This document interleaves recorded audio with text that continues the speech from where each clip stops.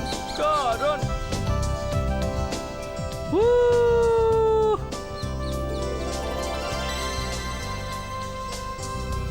High দিশা। ও high করণ। দিশা, দিশা আমি তোমাকে কিছু বলতে চাই। হ্যাঁ বলো না। দিশা, আমি শুনেছি যে তোমার ফুল খুব পছন্দ। এটা কি কোনো জিজ্ঞাসা করার কথা হলো? আমি কাছেই একটা খুব সুন্দর দেখতে ফুল দেখেছি, তুমি কি দেখবে?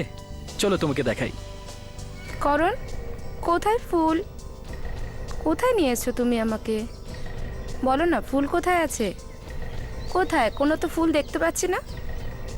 দিশা, দিশা অ্যাকচুয়ালি আমি তোমাকে মিথ্যে বলেছি, এখানে কোনো ফুল নেই। অ্যাকচুয়ালি আমি তোমাকে কিছু বলতে চাই। এরকম কি কথা আছে যা সবার সামনে বলা গেল না? দিশা, আমার আমার লজ্জা করছে। কথাটা হলো যে I I I what? I যেটা তুমি বলতে চাইছো সেটা আমি বুঝতে পেরে গেছি। অ্যাকচুয়ালি আমিও তোমাকে এটাই বলতে চাইছিলাম। আই লাভ ইউ করণ। কি হলো? এই যে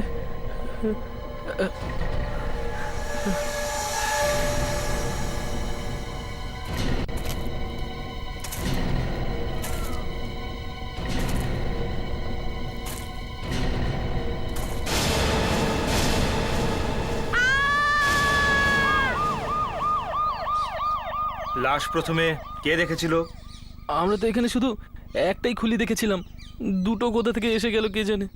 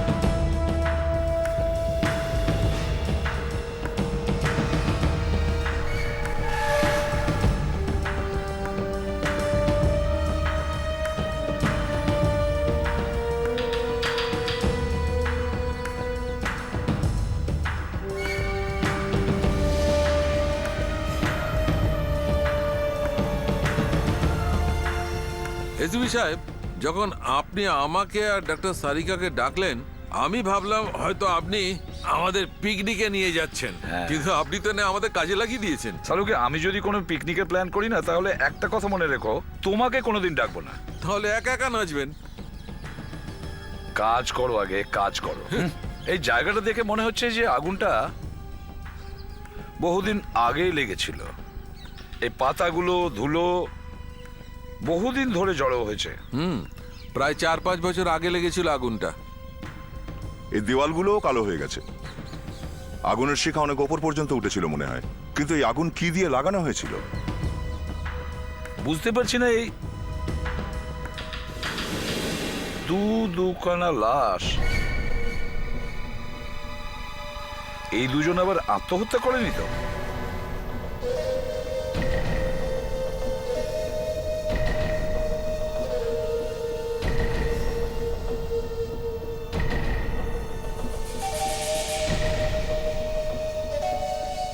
এরকম নির্জন জায়গায় কেউ হয়তো জানতেও পারেনি যে আগুনে পুড়ে দুজন মানুষ মারা গেছে। হ্যাঁ, বেচারীরা বাঁচার জন্য চিৎকারও করেছিল, কিন্তু হয়তো কেউ শুনতেই পায়নি। স্যার, দুটো লাশ যখন পাশাপাশি তখন আত্মহত্যাই হবে। কিন্তু কিন্তু কি? কিন্তু স্যার, আশেপাশে কোনো পেট্রোল বা কেরোসিনের ট্যাঙ্কও নেই, বা কোনো বোতলও পাইনি আমরা। চলো দেখা যাক।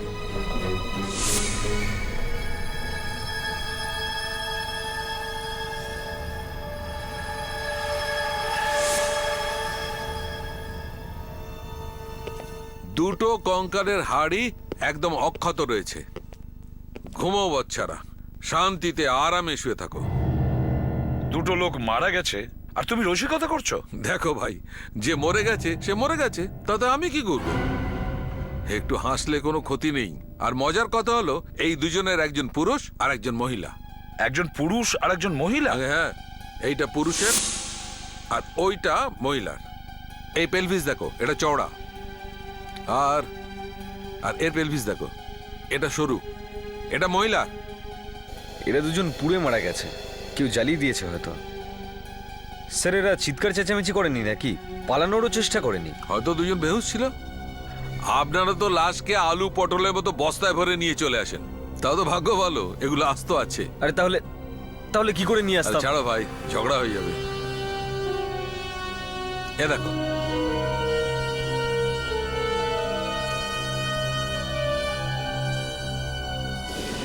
এই দেখতে পাচ্ছ? হ্যাঁ, কালো কালো কিছু একটা পাতলা আস্তরণ সব হাড়ের মধ্যেই লেগে আছে। পলিক্লোরোপ্রোপিন, এক ধরনের ফাইবার সলিউশন। এটা সেই ফাইভের সলিউশন যেটা এক ধরনের আঠা, সেটা জিনিসপত্র আটকাতে কাজে লাগে। এক্স্যাক্টলি, ফাইবার সলিউশন দিয়ে দুজনকে পোড়ানো হয়েছে। এই ফাইবার সলিউশন কেমন করে জ্বলে আসুন দেখাচ্ছি।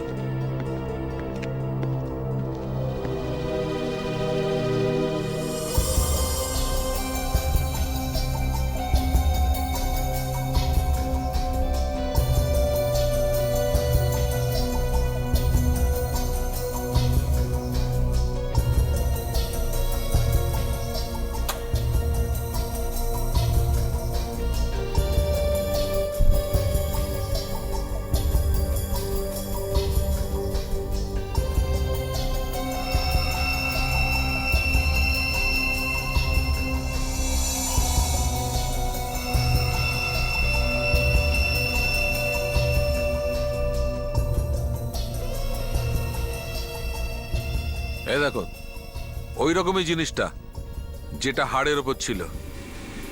এই দুইজনের খুব ভয়ানক মৃত্যু হয়েছে। জানি না এরা আগেই মারা গিয়েছিল নাকি জ্যান্ত পুড়িয়ে মেরেছে। কিন্তু আমরা এটা জানবো কি করে যে এরা ছিল কে? এই মহিলার খুলি ঠিকঠাক আছে, কিন্তু এই পুরুষটির খুলি অনেক জায়গায় ভাঙা আছে। এ দেখো, তাহলে এই মেয়েটির খুলি থেকে আমি এর মুখটা তৈরি করতে পারবো।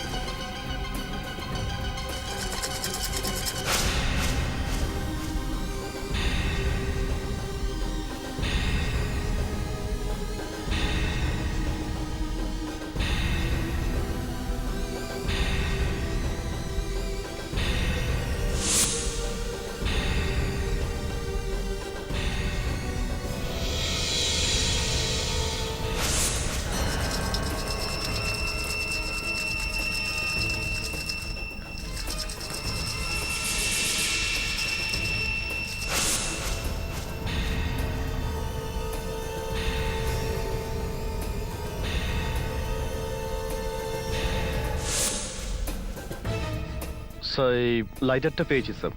এর প্লাস্টিকটা পুড়ে গেছে কিন্তু মেটালটা এখনো ভালো রয়েছে স্যার। Very good. কমসে কম এটা তো জানতে পারলাম যে আগুনটা কি দিয়ে লাগিয়েছিল। আরে এটা কি?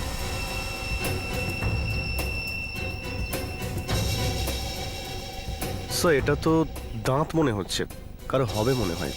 আরে ভাই, মানুষেরই তো হবে, হাতির তো আর হবে না।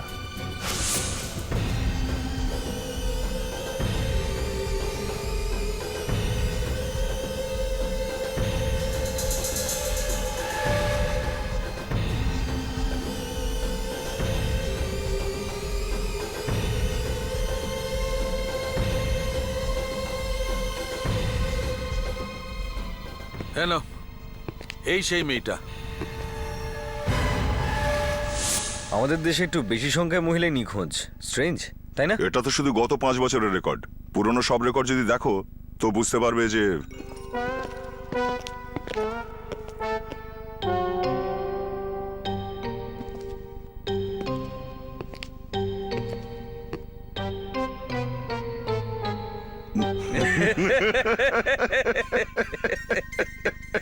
তোমরা কালো সাবান দিয়ে স্নান করে এসেছো নাকি? হ্যাঁ, স্যার আমরা ভেবেছিলাম আপনি আমাদের দেখে বলবেন যে বা বিবেক খুব ভালো কাজ করেছো তোমরা, কিন্তু এখানে তো রি, শুধু বা বিবেকই কেন বলবে? আমিও তো মুখ কালো করেছি। কালো, মুখ কালো।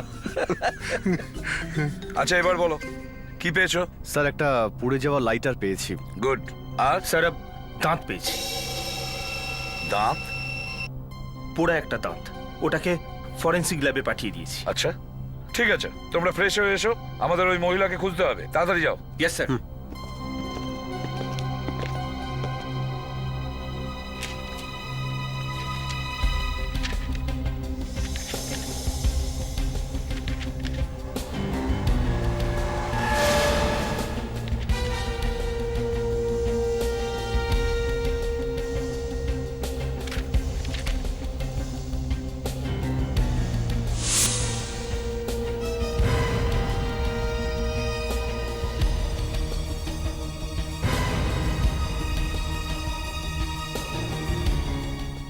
স্যার হ্যাঁ, মনে হচ্ছে এটাই ওই মহিলা স্যার।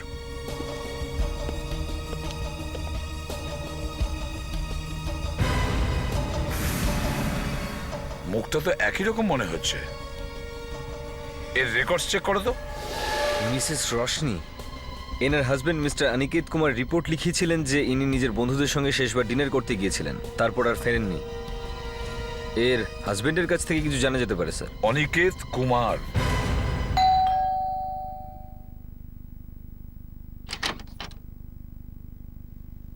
মিস্টার অনিকেত, হ্যাঁ, আপনারা আমরা সিআইডি থেকে এসেছি। সিআইডি থেকে? আচ্ছা ঠিক আছে, আপনারা আসুন, উনি একটু বিজি আছেন, আমি ওনাকে ডাকছি, আসুন। আপনারা বসুন। ঠিক আছে।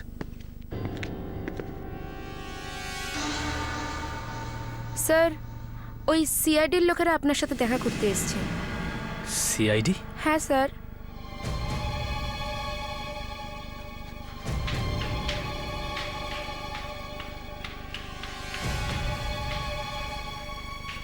ইয়েস, আমি ওই অ্যাকচুয়ালি আপনারা বসুন না। কি হয়েছে? আপনি ঠিক আছেন তো? হ্যাঁ, আমি ঠিক আছে। ওই আসলে হয়েছে যে আপনাদেরকে হঠাৎ করে দেখে মনে একটা আশা জেগেছে, আর সাথে একটু ভয়ও, আর এখন একটু ঘাবড়েও আছে। কিন্তু আপনার ভয় পাওয়ার কারণটা কি? আগে বলছি, আমি একটু জল খেয়ে নিই আগে। নিশ্চয়ই। Thank you.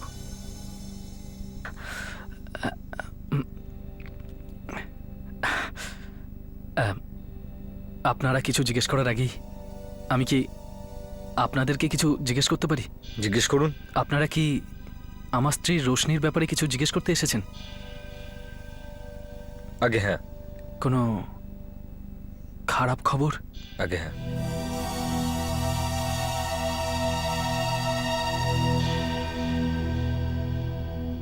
কোনো খোঁজ পেলেন আমার রোশনির? জানা তো গেছে, কিন্তু উনি আপনারা কি নিশ্চিত? নিজেই দেখে নিন। ইনি আপনার স্ত্রী তো, রোশনি? মুখটা তো ওরকমই মনে হচ্ছে, কিন্তু দেখে তো কোনো মূর্তির মনে হচ্ছে ছবিটা। আগে না, এটা আমার স্ত্রী নয়। ইনি আপনার স্ত্রী রশনি। এই মূর্তির ভিতরে আপনার স্ত্রীর স্কাল রয়েছে, আর তার উপরে এই মুখটা বানানো হয়েছে।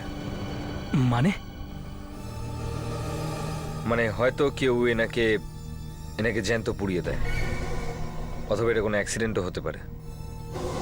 Oh no! Oh no! Oh no! আপনি রিপোর্টে লিখিয়েছিলেন যে সেদিন আপনার স্ত্রী তার কলেজের বন্ধুদের সঙ্গে ডিনার করতে গেছিলেন। তাহলে এই বন্ধুরা কারা? সেটা তো আমি ওকে কখনো জিজ্ঞেস করিনি, আর না ও কখনো আমাকে ঠিক করে এটা বলেছিল। কিন্তু আমার মনে আছে সেই রাতে যখন ও গেল, খুব খুশি ছিল। আপনি ওনার কোনো না কোনো বন্ধুকে তো নিশ্চয়ই চেনেন। কিন্তু কেন? আসলে আপনার স্ত্রীর লাশের পাশে আর একটা পুড়ে যাওয়া লাশও পাওয়া গিয়েছিল। ওই লাশটা একজন পুরুষের। আমি সত্যি ওর কোনো বন্ধুকে চিনি না। ঠিক আছে, আপনার বাড়িতে তো ডায়েরি নিশ্চয়ই আছে, টেলিফোন ডায়েরি, যাতে আপনি আপনার বন্ধুদের, চেনা পরিচিতদের নাম্বার লিখে থাকেন। আগে হ্যাঁ। দেখান তো একটু। হয়তো ওটা থেকেই বুঝতে পারবো আমরা এই দ্বিতীয় লাশটা কার। ঠিক আছে, আপনার বাড়িতে তো ডায়েরি নিশ্চয়ই আছে, টেলিফোন ডায়েরি, যাতে আপনি আপনার বন্ধুদের, চেনা পরিচিতদের নাম্বার লিখে থাকেন। আগে হ্যাঁ। দেখান তো একটু। হয়তো ওটা থেকেই বুঝতে পারবো আমরা এই দ্বিতীয় লাশটা কার।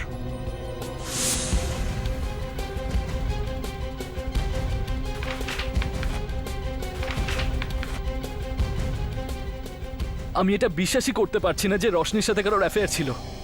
ও আমাকে মিথ্যে কথা বলেছিল। আমি জানি না স্যার ওই লোকটার সাথে ওখানে কেন গেছিল। দেখো অনিকেত, আমরা দুটো স্কেলিটন পেয়েছি, আর ওর মধ্যে আমরা এটা জানতে পেরেছি যে একটা স্কেলিটন তোমার স্ত্রীর, আর এটাও জানতে পারবো যে ওকে কে মেরেছে। কিন্তু মারলো কেন? সেটাও তাড়াতাড়ি জেনে যাব। খুন 4 বছর আগে হয়েছিল স্যার, তাও লিস্ট পাওয়া গেছে। সেদিন রশনি কার কার সঙ্গে কথা বলেছিল সবের মধ্যে রয়েছে। একটা নাম্বার হচ্ছে স্যার এইটা 1159749। একে রশনি ওই দিন কম করে 4 বার ফোন করেছিল। 4 বার? 1159749। এই নাম্বারটা কি মনে পড়ছে কার নাম্বার? না, আমার মনে নেই। বিবেক, সব এই নাম্বারটা কম্পিউটারে দেখো। দেখো 4 বছর আগে এই নাম্বারটা কার ছিল? Yes sir. এটা তো অদ্ভুত ব্যাপার মিস্টার অনিকেত। যার সঙ্গে আপনার স্ত্রী সব থেকে বেশি কথা বলতো আপনি তাকেই চেনেন না। দেখুন, যদি আমি সেটা জানতাম তাহলে কিছু তো করতাম। কম করে রশনিকে এটা তো জিজ্ঞেস করতাম যে ও কেন। হ্যাঁ, কিন্তু কেউ বিনা কারণে 4 বার ফোন করবে কেন? স্যার, এই নাম্বারটা যা, তার নাম হলো হিতেন। এই নাম্বারটা এখনো ওনার নামই রয়েছে। হিতেন? হ্যাঁ। অনিকেত, তুমি কোনো এই হিতেনকে চেনো নাকি? না তো। স্যার, কোথাও ওই সেকেন্ড স্কেলিটনটা হিতেনের নয় তো? অভিজিৎ, যদি এই দ্বিতীয় স্কেলিটনটা হিতেনের হয়, তার মানে হলো হিতেন 4 বছর ধরে বাড়িই ফেরেনি। Yes sir. প্যাট্রিক্স, স্যার, একটা কাজ করো, এই নাম্বারে ফোন করো হিতেনের বাড়িতে, কিন্তু খুব ভালো করে। Yes sir.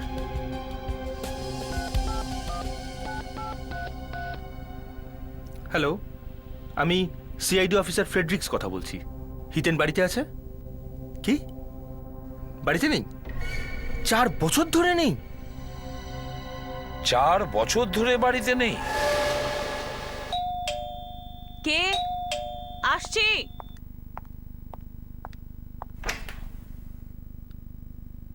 আগে আপনারা? আমরা সিআইডি অফিসার্স। হিতেন এখানেই থাকেন? কিছু জানতে পারলেন কি হিতেনের ব্যাপারে? জানতে তো পারা গেছে। কোথায় ও? আমি ঠিক জানতাম হিতেনের কিচ্ছু হতে পারে না, শুধু আমি ওর কাছে ক্ষমা চাইতাম। অ্যাকচুয়ালি একটা খারাপ খবর দেওয়ার ছিল হিতেনের ব্যাপারে। খারাপ খবর? প্লিজ প্লিজ খারাপ খবর আমাকে শোনাবেন না।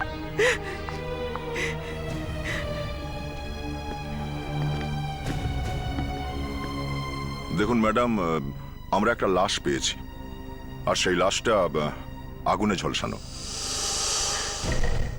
লাশ পুড়ে গেছে।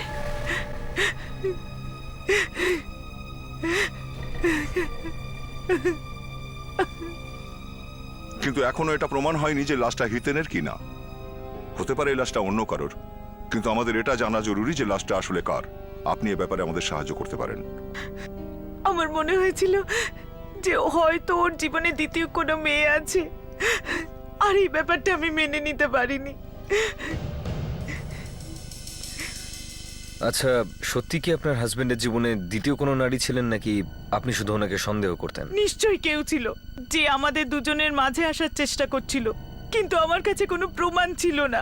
ওই দিন আর আমি সহ্য করতে পারলাম না, আর ওই দিন আমি খুব বড় ভুল করেছি যে তোমাকে বিয়ে করেছি। সবাই আমাকে বলেছিল যে ওকে বিয়ে করিস না, কিন্তু আমি কারোর কথা শুনিনি। আমার মনে হয়েছিল হয়তো তুমি বদলে যাবে, কিন্তু না, তুমি কখনো বদলাবে না। একেবারে ঠিক বলেছো তুমি, আমি কখনো বদলাবো না।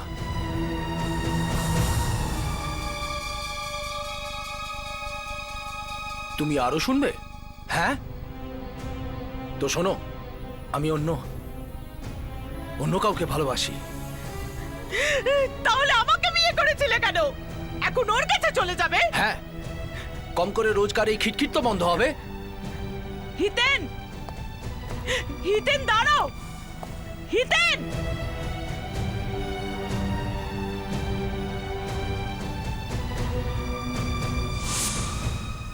সেই দিন থেকে আজ পর্যন্ত ও আর কখনো বাড়ি ফিরে আসেনি। আপনি খোঁজ নেওয়ার চেষ্টা করেননি যে উনি কোথায়, কার কাছে গেছিলেন?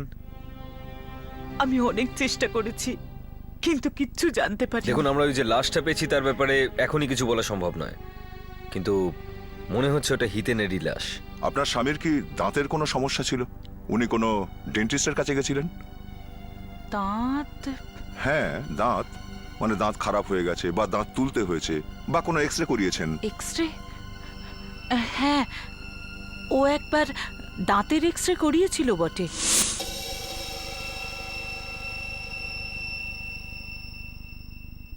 ডাক্তার সারিকা, এই দাঁতের এক্সরেটা দিন।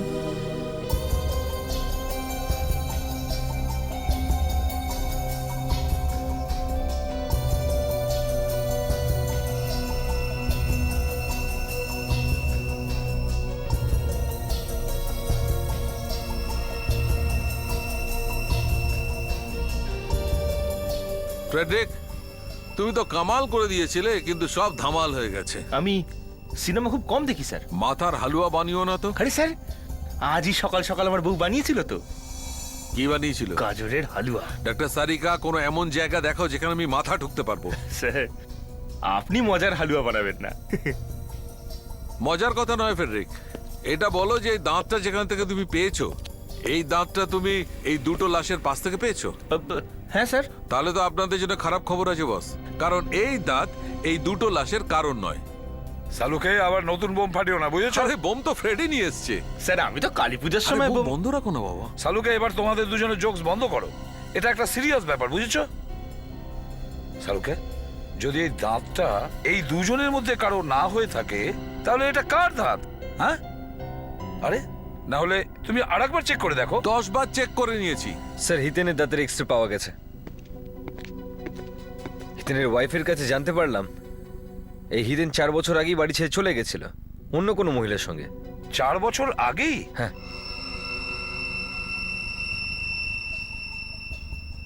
ডাক্তার সারিকা, ওই দাঁতের এক্সরেটা দাও।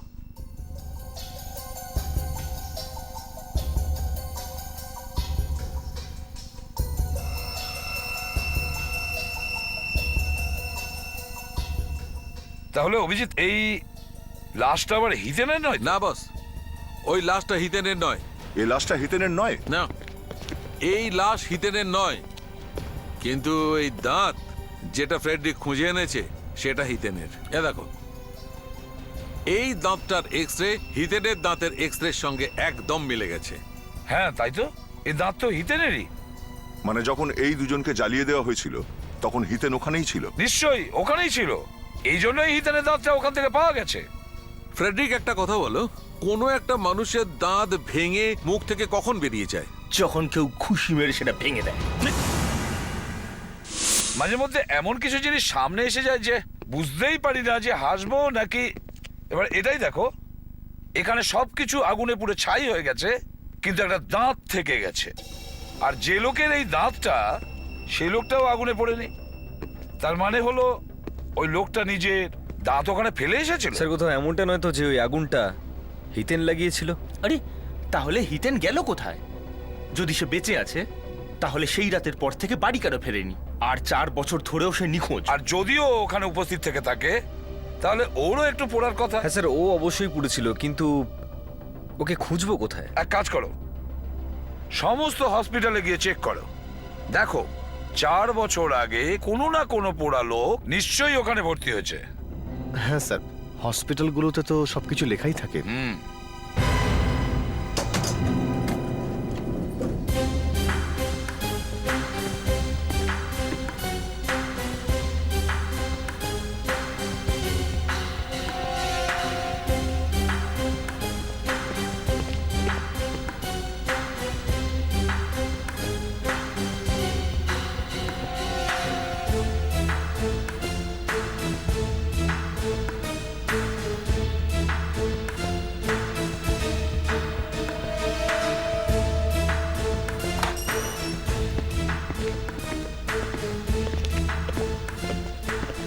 Yes sir.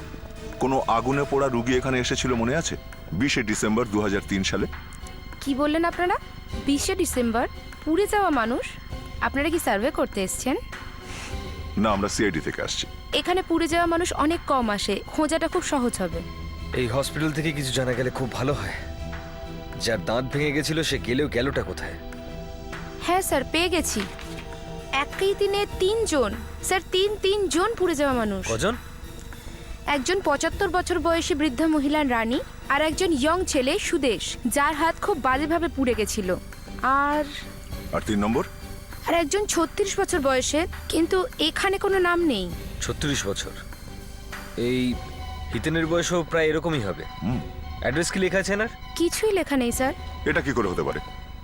ওই লোকটার সাথে কেউ তো এসেছিল এখানে। স্যার, গত 4 বছর ধরে মানুষটি এখানেই পড়ে আছেন। কি? বিগত 4 বছর ধরে এখানেই রয়েছে? আগে হ্যাঁ, কিছুই লেখা নেই স্যার। এটা কি করে হতে পারে? ওই লোকটার সাথে কেউ তো এসেছিল এখানে। স্যার, গত 4 বছর ধরে মানুষটি এখানেই পড়ে আছেন। কি? বিগত 4 বছর ধরে এখানেই রয়েছে? আগে হ্যাঁ।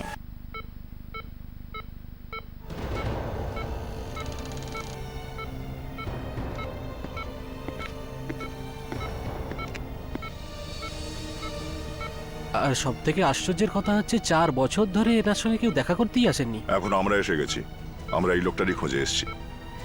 ইনি কথা বলতে পারেন তো? হিতেন? হিতেন? কোনো লাভ নেই, ইনি শুধু বেঁচেই আছেন এইটুকু। পুরোপুরি প্যারালাইজড, ওনার ব্রেনে রক্তই পৌঁছচ্ছে না, তাই জন্য ওনার ব্রেন কাজ করে না। অরিজিৎ, তোমার কি মনে হয় বলো তো, আগুন এই লোকটাই লাগিয়েছিল?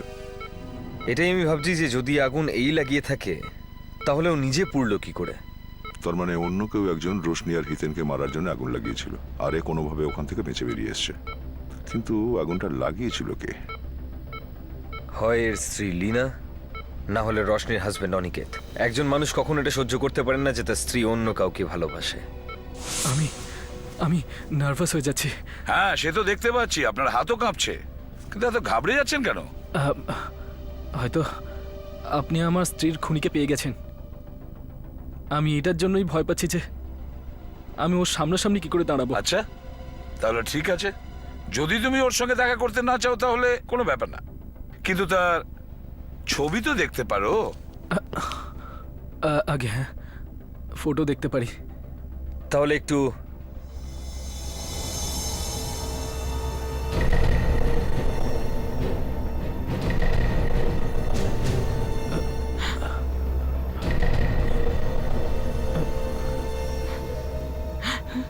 এ তো আমার স্বামী হিতেন, কিন্তু ওর এটা কি হয়েছে? উনি একটা হাসপাতালে ভর্তি আছে। আমাকে ওর সাথে দেখা করিয়ে দিন প্লিজ, আমি ওর সাথে এক্ষুনি দেখা করতে চাই। প্লিজ স্যার, প্লিজ, আমি ওর কাছে যেতে চাই। প্লিজ প্লিজ, ওর সাথে আমাকে দেখা করিয়ে দিন প্লিজ। আপনারা কেন কিছু শুনছেন না? প্লিজ বিবেক এনাকে হসপিটাল নিয়ে যাও। আসুন থ্যাংক ইউ। প্লিজ।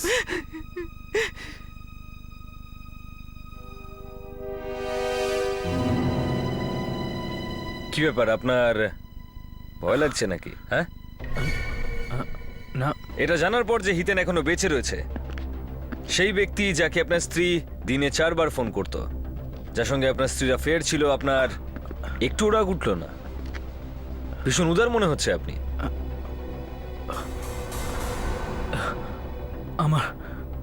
আমার শরীরটা আজকে ঠিক নেই।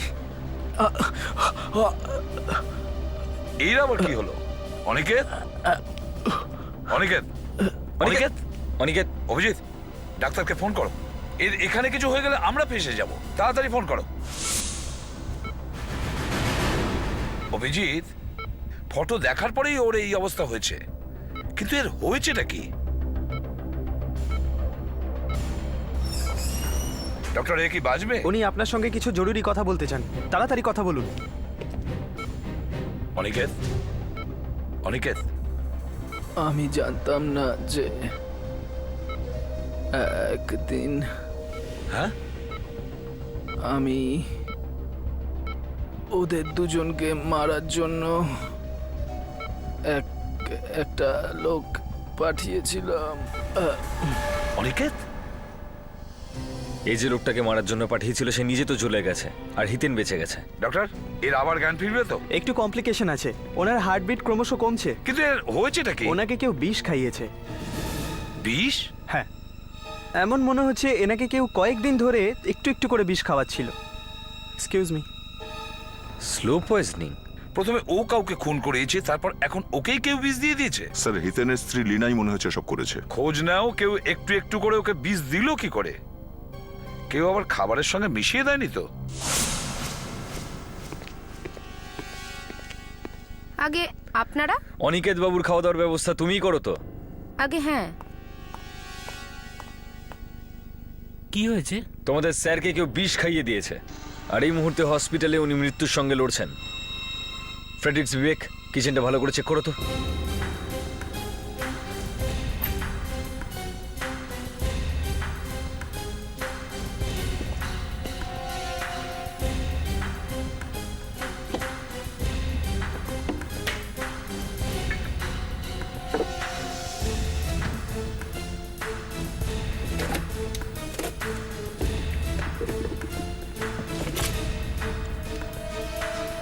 এই তোমাদের স্যার দিনরাত বাড়িতে করতেনটা কি?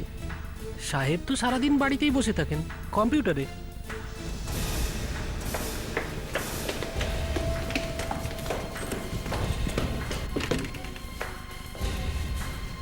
কম্পিউটারে বসে থাকতো।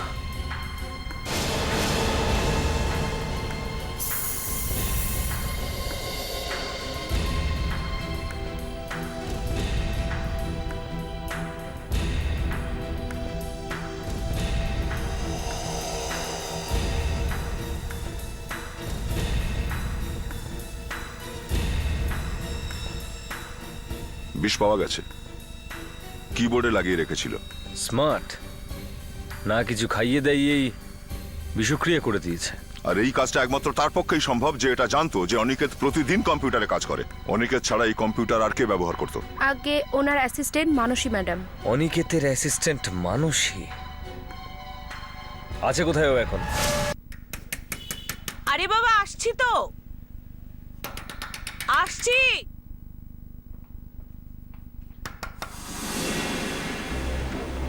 মানসী কোথায়? হ্যাঁ, আগে ও তো বাইরে গেছে। কোথায় গেছে? কিছু বলে যায়নি? আগে না।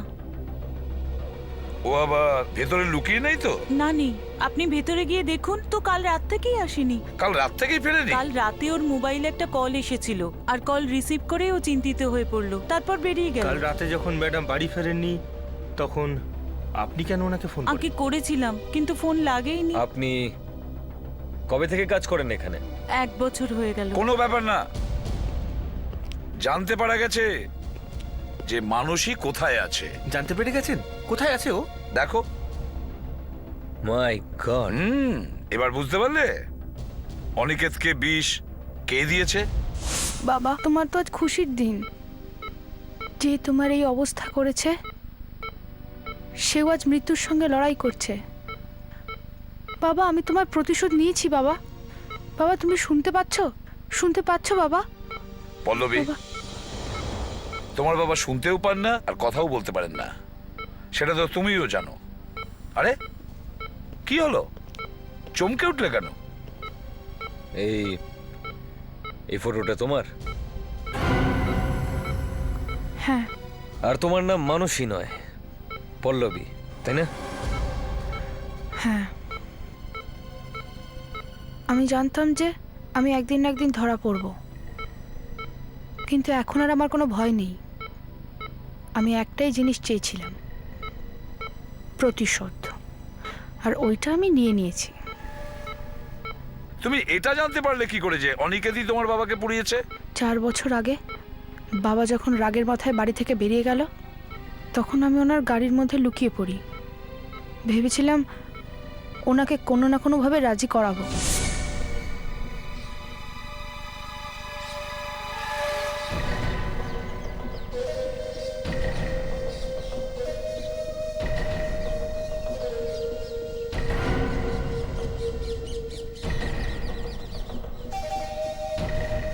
আপনি চিন্তা করবেন না অনিকেত বাবু, আমি হিতেন আর রোশনির চিতা এখানেই জ্বালিয়ে দেবো। অন্তিম সৎকারেরও প্রয়োজন পড়বে না।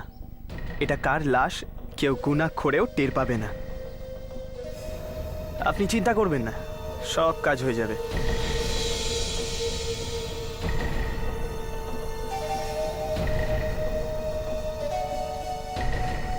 চিন্তা করো না, সব ঠিক হয়ে যাবে।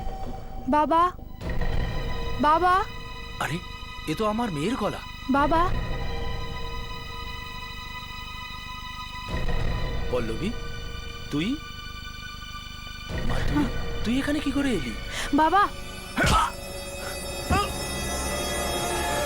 হিতেন!